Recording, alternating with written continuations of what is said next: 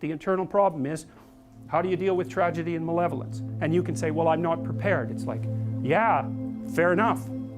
Unsurprising, especially if you were overprotected as a child.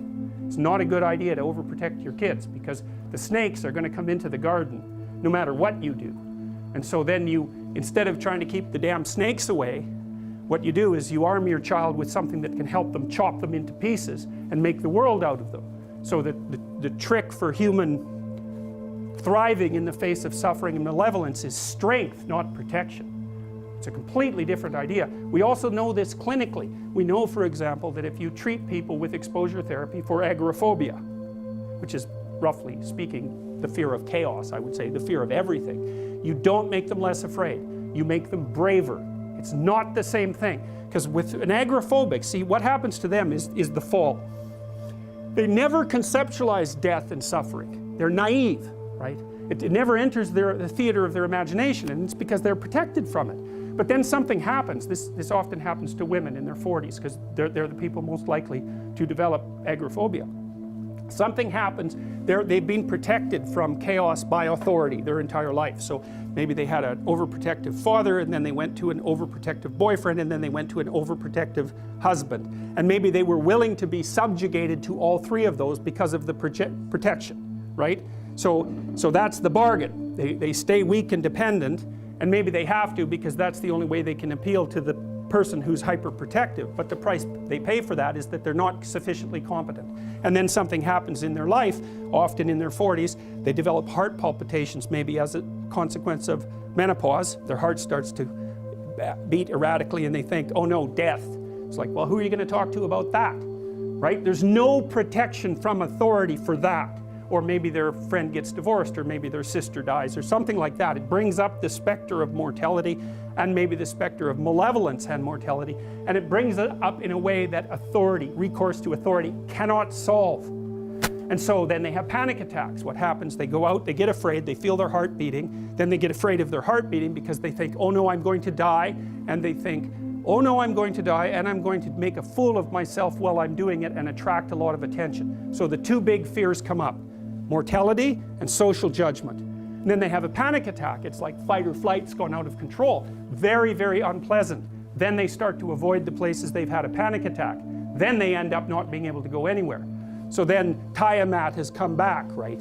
A huge monster, a little victim. And so what do you do with them? Well, there's no saying, no, there's no Tiamat. That's done, right? Their naivety is over. They've had a direct contact with the threat of mortality and social judgment. They've met the terrible mother and they've met the terrible father, and there's no going back. There's no saying, oh, the world is safe. It's not safe, not at all. It's not safe. The fact that you think it's safe means that you were living in an unconscious bubble that was sort of provided to you by your culture. It's a gift, and now that's been shattered. And so now what do you do? Well, the answer is you retreat until you're in your house and there's nowhere you can go. You're the ultimate frozen rabbit, right? And your life is hell because you can't function. The alternative is, let's take apart the things you're afraid of. Let's expose you to them, carefully and programmatically. And then you'll learn that you're actually tougher than you think. You never knew that. And maybe you didn't want to take on the responsibility because, people play a role in their own demise, so to speak. When you had opportunity to go out and explore or withdraw because you were afraid, you chose to withdraw because you were afraid. So it's not only that you were overprotected often, it's that you were willing to take advantage of the fact that you were overprotected and run back there whenever you had the opportunity. So maybe you're a kid in the playground, right, and you're having some trouble with other kids, and in the back of your mind, I should deal with this myself, but you go and tell your mom and get her to intervene, and you know that that's not right. You know that you're breaking the social contract, but it's easier, and so that's what you do. You run off to an authority figure and hide behind the Great Father, right, roughly speaking. Well, the problem with that is you don't learn how to do it yourself. So then you have to relearn it painfully when you're 40. So then you take people out. You say, well, what are you afraid of? Rank it from 1 to 10. So 10 is, we'll make a list of 10 things you're afraid of.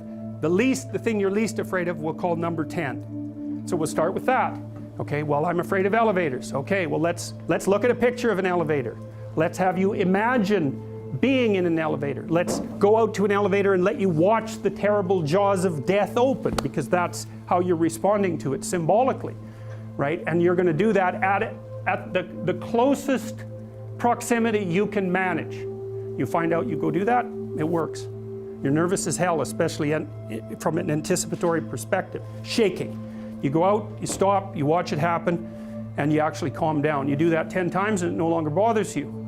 Well, what you've learned that you didn't die, but more importantly than that, you've learned that you could withstand the threat of death. That's what you've learned. And then you move a little closer, and then you move a little closer, and then you move a little closer, and finally you're back in what's no longer the elevator from a symbolic perspective. It's a tomb, right? It's a place of enclosure and isolation. And you learn, turns out I can withstand that. And then you're much more together, much more confident.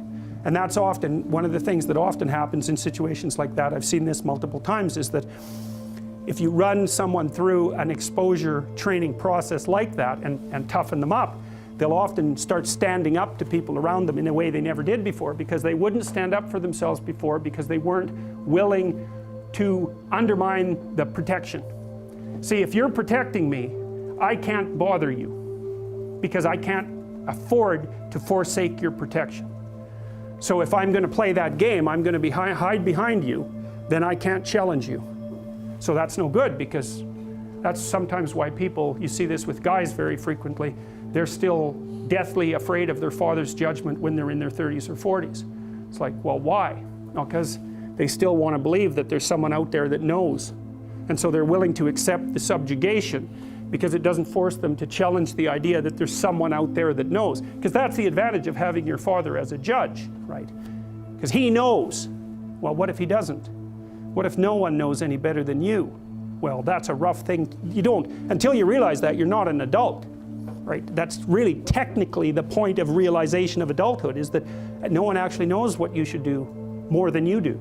I mean, it's a horrible realization, because what the hell do you know?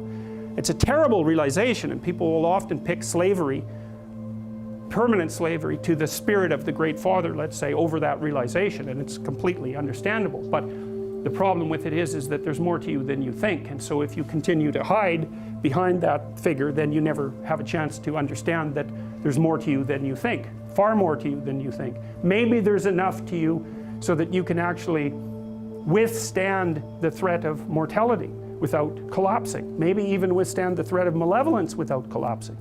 Who knows? It's certainly possible. And it's not an abstract question. It's exactly the sort of question that you address in the psychotherapeutic process. It's always the question that you address. And the answer is often in the affirmative, because people can get unbelievably tough. And you know that because people work in emergency wards in hospitals, right? Or they work in palliative care wards, or they work as mortuary assistants. I mean, these people have bloody rough jobs, you know, or they're on the front line of police investigation into, you know, heinous child abuse crimes, and so they're confronting malevolence on a regular basis. And, you know, those are very stressful jobs, but people do them. And some people do them without even being damaged by them, although that's a harder thing, because you can see horrible things, you know, things you'll never forget.